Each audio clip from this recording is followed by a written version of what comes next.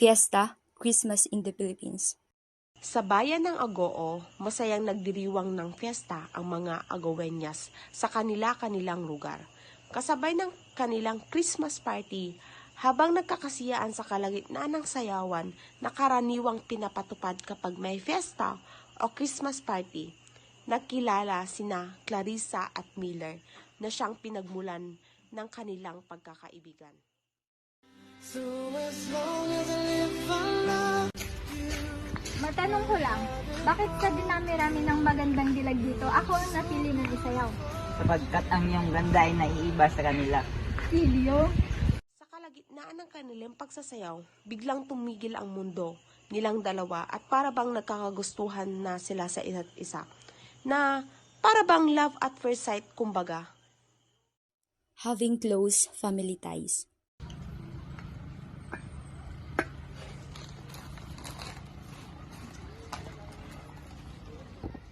Han, kumusta sa labas mo unanda? Oo, ngunit hindi ito makakapigil sa pagdaos ng ating hapunan. Napag-usapan ba natin kung sino ang magdadala ng dessert? Nay, Sir Gerald, maganda ang panahon sa labas. May ideya ako para sa long weekend. Gusto kong maglakad sa parke kung okay lang sa inyo. Courtship. Dumating ang manliligaw ni Clarissa na si Miller. Sino yung Clarissa? Maliligaw ko po ata.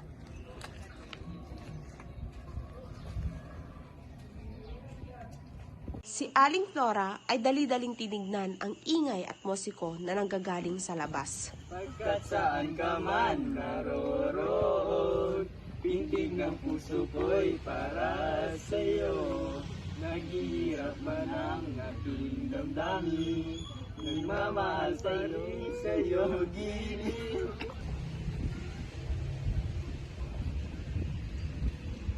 Sino ka, Iho? Ako po ang manliligaw ng inyong anak na si Clarissa. Maari ko bang malaman kung ano ang iyong reliyon? Ako po ay isang iglesia ni Cristo. Pero, Hindi na naituloy ni Miller ang kanyang salita dahil nagsalita agad si Aling Flora na may galit sa kanyang binitawang salita. Pero, alam mo bang hindi pwedeng magsama ang Iglesia ni Cristo at saka Katoliko? huwag niyo po sanang masamain, pero handa po akong tumiwalag sa aking nakasanayang reliyon para makasama ang inyong anak. Kung ganun ang iyong naisin, maaari mong maging kabiyak itong anak, pero may papangako mo lang na huwag mo itong sasaktan. Maraming salamat po.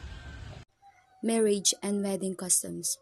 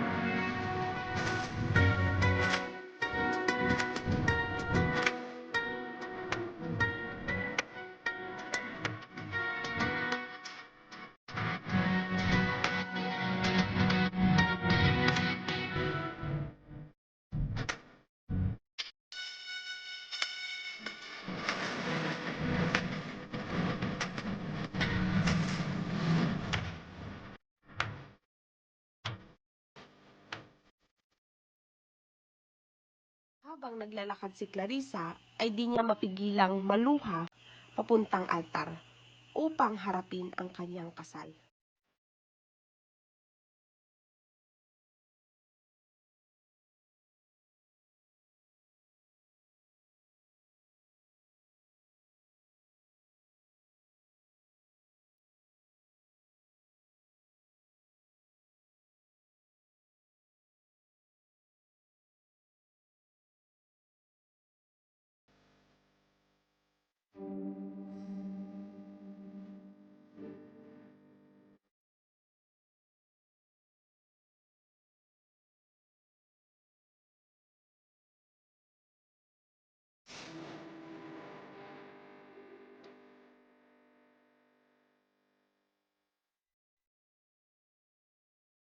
Natanggap mo ba si Clarissa upang maging lamyak ng iyong puso?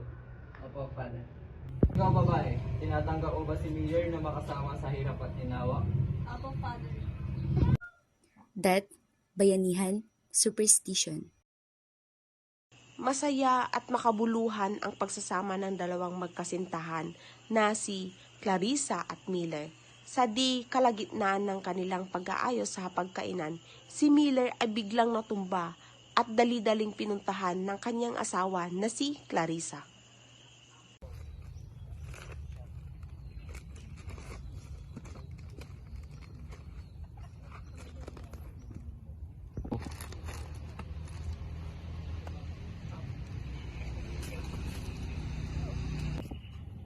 Ga, anong nangyari sa'yo? Tulong! Tulong! Biglang may dumating na mga kabarangay nila at agad binuhat si Miller papuntang ospital. Ngunit, hindi na ito umabot at binawian na siya ng buhay, kaya tinakpan na ito ng puting kumot.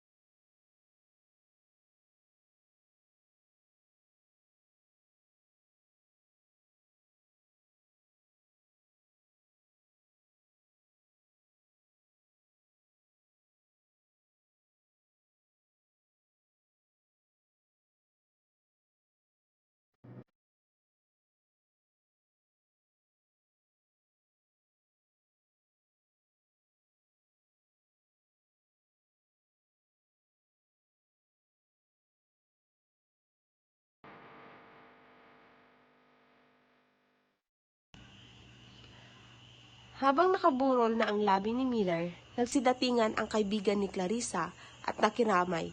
Subalit, sinita ni Gerald na kuya ni Clarissa ang suot-suot ng isa sa kaibigan ni Clarissa.